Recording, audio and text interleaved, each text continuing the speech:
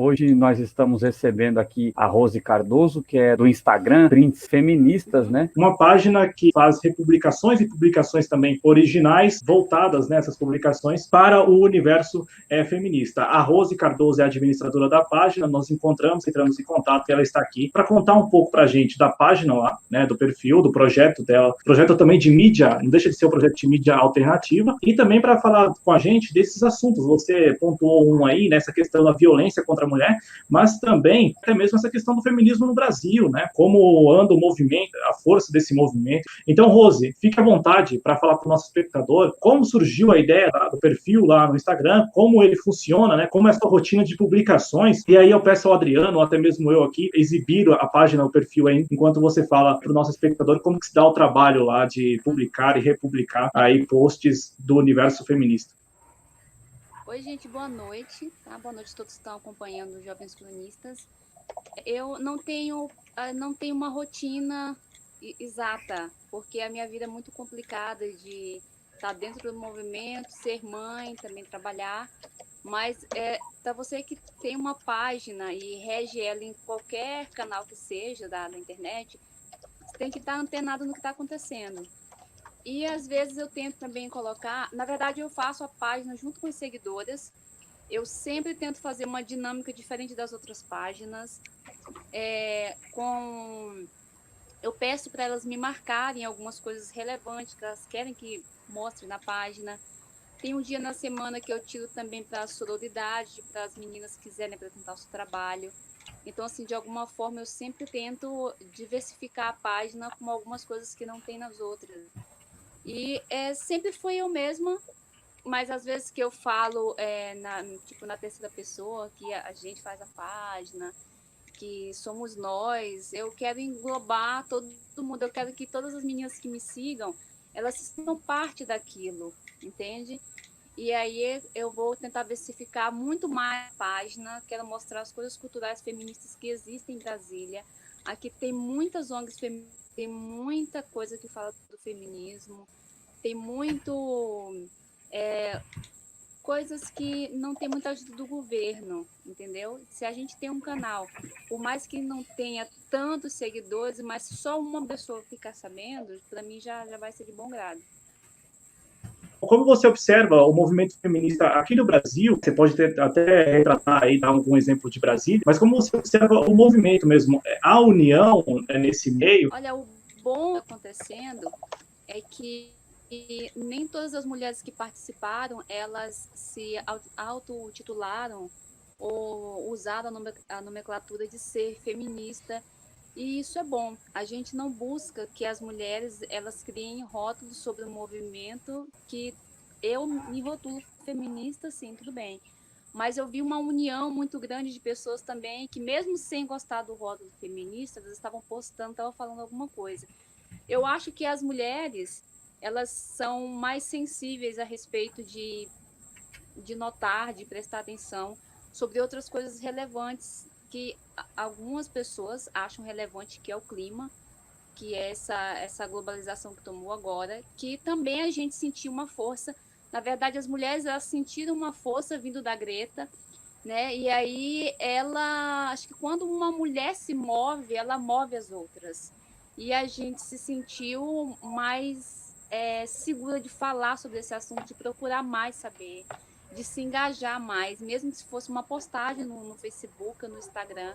Então, realmente, a mobilização maior é das mulheres, mas a outra questão também a respeito dos meninos, eles não se mobilizam mais, principalmente aqui no Brasil, que está tendo uma onda de ignorância tão grande ao redor do mundo, eu acho, entendeu?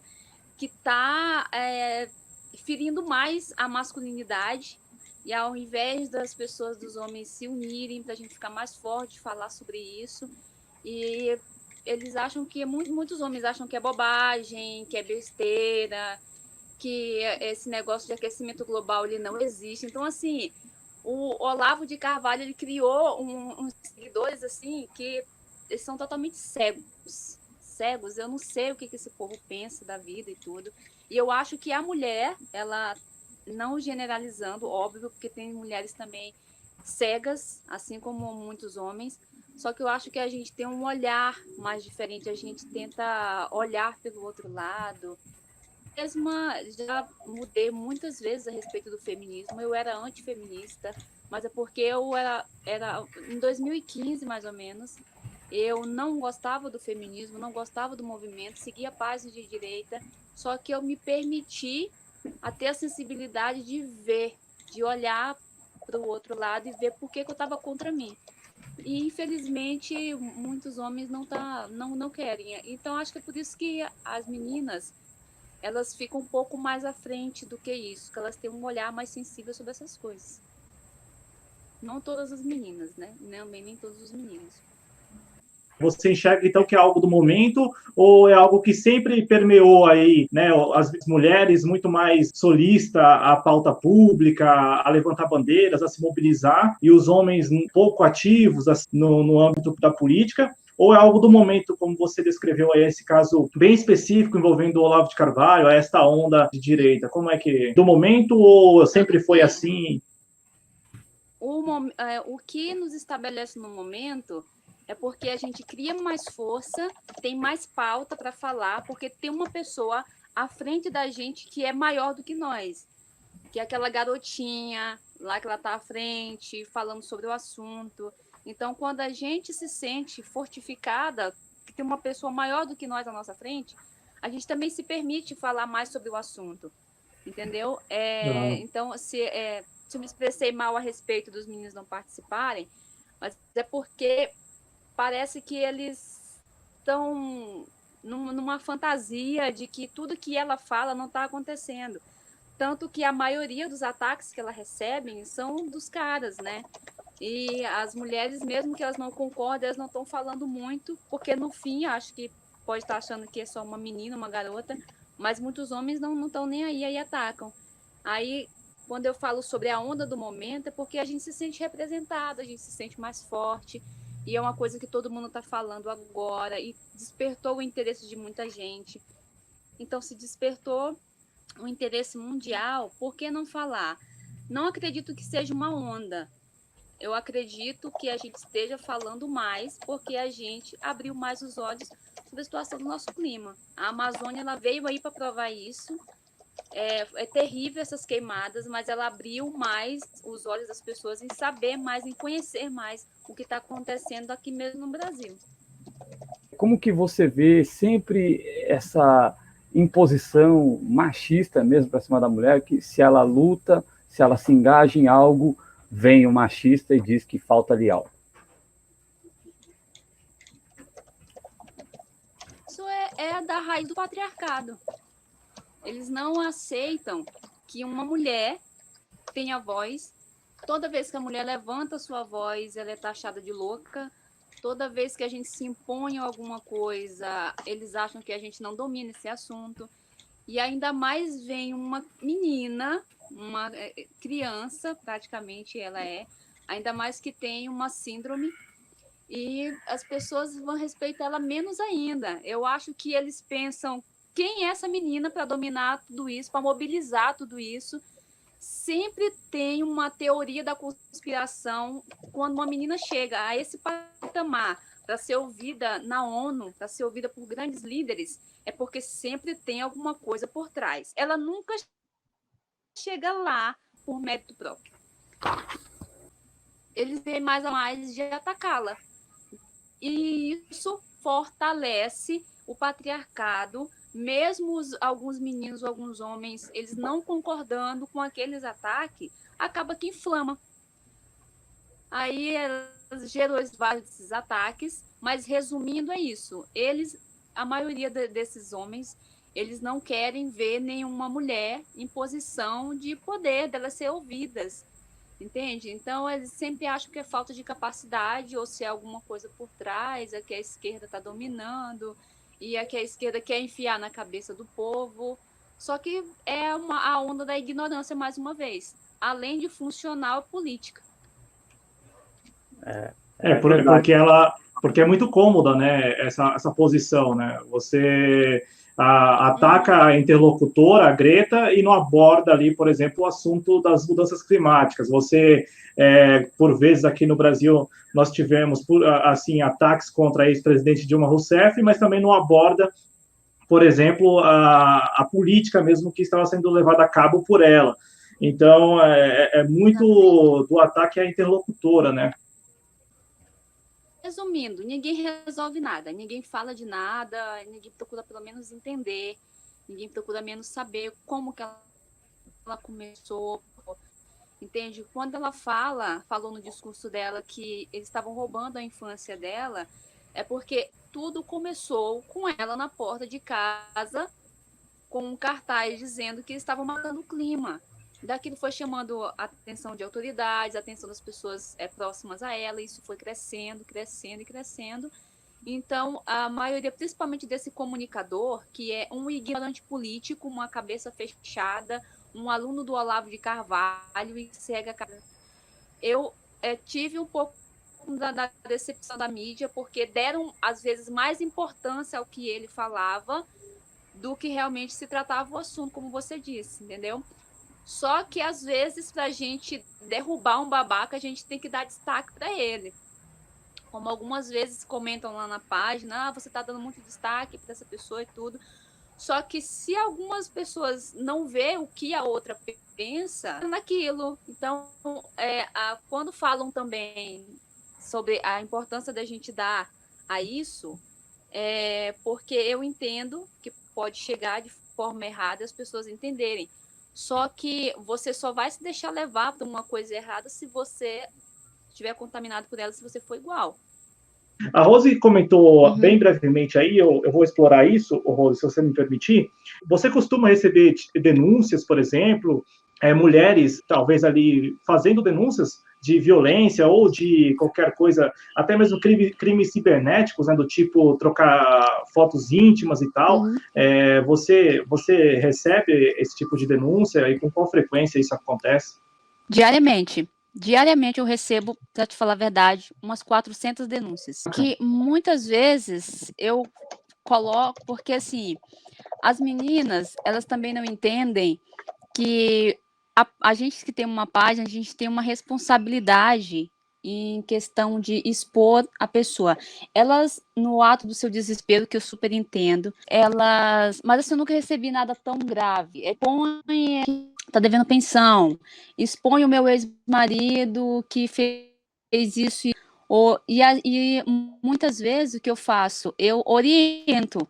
Elas entram em contato muito pedindo orientação, não jurídica, tipo, aconteceu isso comigo, você acha bacana eu fazer um BO, entendeu? E a referente a denúncias, a coisas assim muito absurdas, não, mas mais para expor o companheiro sobre uma determinada coisa que está acontecendo. Só que o máximo, como eu falo para elas, o máximo que eu posso fazer uma repostagem, um repost, porque eu entendo que elas querem que eu me responsabilize em mostrar o rosto deles. Só que por questões processuais eu não posso fazer isso, entende? Aí acaba que eu tento alertar sobre esse assunto que elas querem que eu exponha.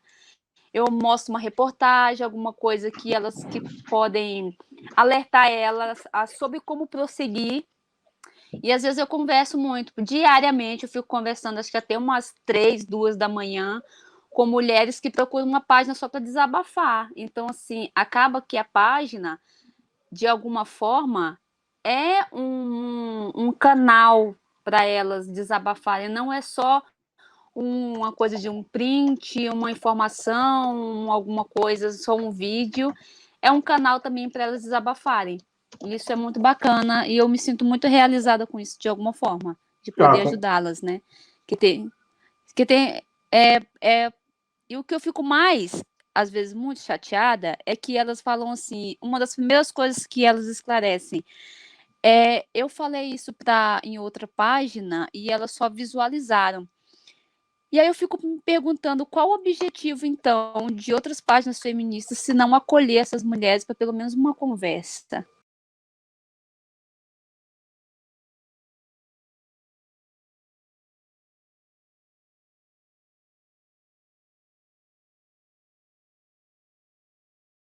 Hoje, temos, ainda que para um tema que, infelizmente, é um problema que nós estamos tendo sério no Brasil, é uma grande alegria receber aqui a companheira Eliana Cesário.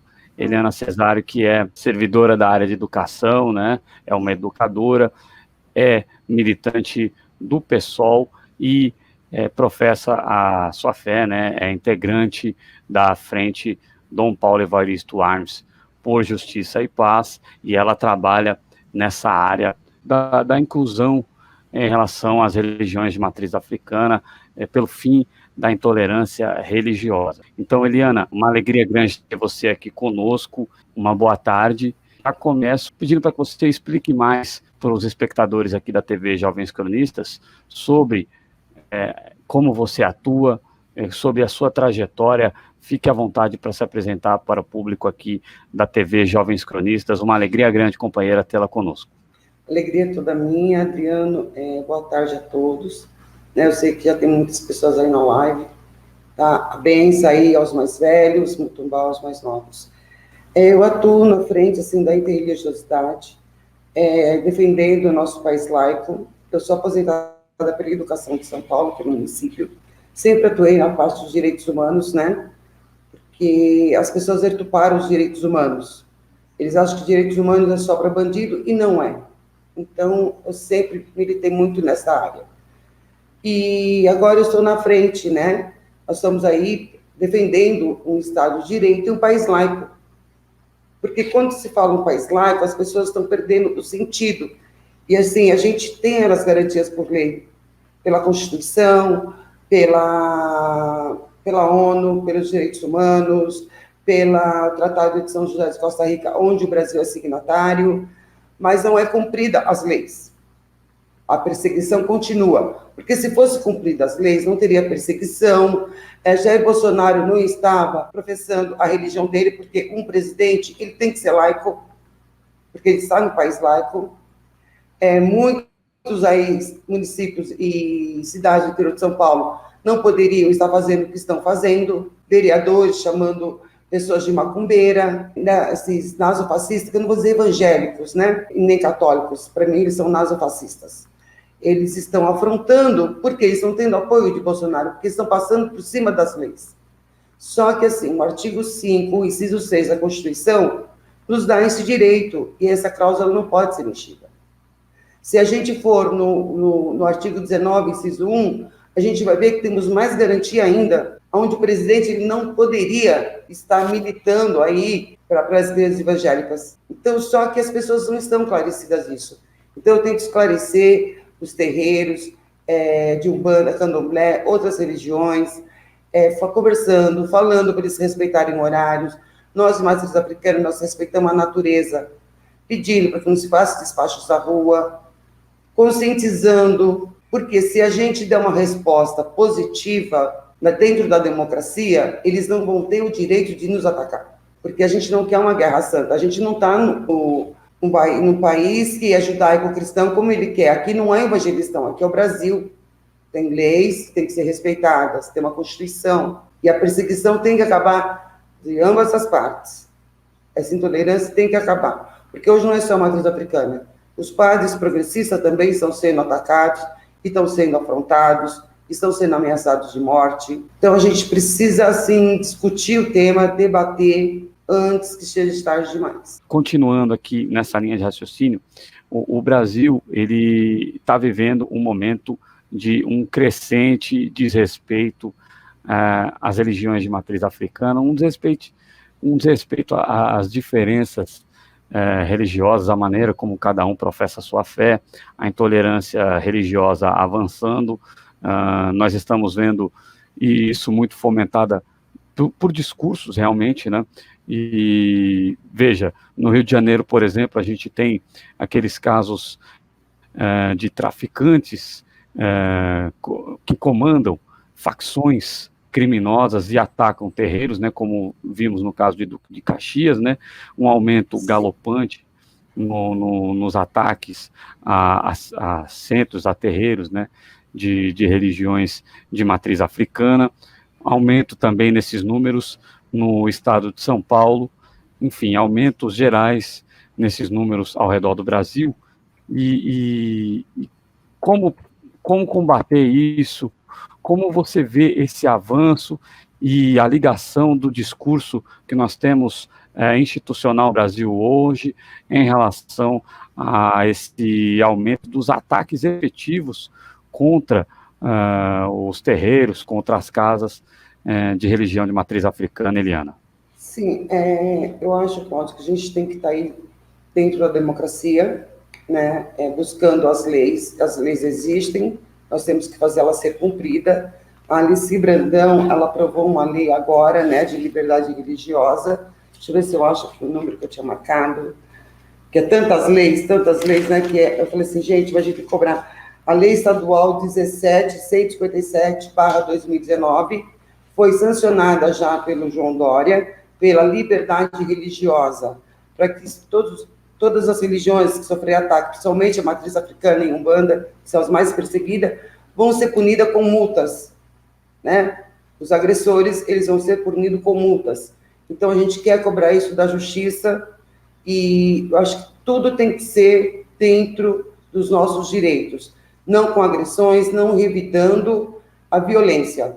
Tá? A gente tem que mostrar para eles que nós estamos no Estado de Direito e nós vamos continuar, que a gente está dentro da democracia, e por mais que eles queiram rasgar a Constituição, nós não vamos permitir. Nós vamos lutar por ela. Nós vamos lutar pelos nossos direitos, mas dentro do campo da justiça. Porque em um país democrático, eu sou muito pichada por causa disso, a gente pode dizer Deus acima de tudo e a lei acima de todos. Então, quando o nosso presidente, ele colocou Deus acima de tudo, me assustou. Eu falei, vamos se preparar, porque ele está querendo tirar nossos direitos. Porque eu não posso, por mais que eu sou temente a Deus, temente aos meus orixás, qualquer infração que eu praticar, quem vai me defender é a justiça, é a lei. Ou que alguém me afrontar, é a lei, não é Deus. Deus, ele é abstrato, Deus é a nossa fé, é o nosso sentimento. Então, quando ele veio com essa frase, ali deu para assustar. E agora a gente está vendo que está crescendo casos, né? Não só mais na africana, mas em outras igrejas. Você viu que o Bara Jarral, ele foi atacado. Por quê? Por que essa agressão? Entendeu? Por que esse discurso de ódio, de violência? Por que eles estão querendo acabar com os negros, os LGBT? É um genocídio? Eles querem acabar com a população pobre, negra, LGBT, com o pessoal, que hoje se fala comunidade, antigamente se falava favela, porque foi os negros que formaram as favelas. Então, o que eles querem fazer é limpar, é varrer a gente da face da terra. Nós não vamos consentir isso. Nós vamos aí para frente, nós vamos continuar na luta, nós vamos continuar brigando pelos nossos direitos, pela democracia, pelo Estado de Direito e o Brasil laico. Galera, aqui é o Adriano Garcia, fundador de Jovens Cronistas, né? Quero pedir a vocês que apoiem o nosso trabalho.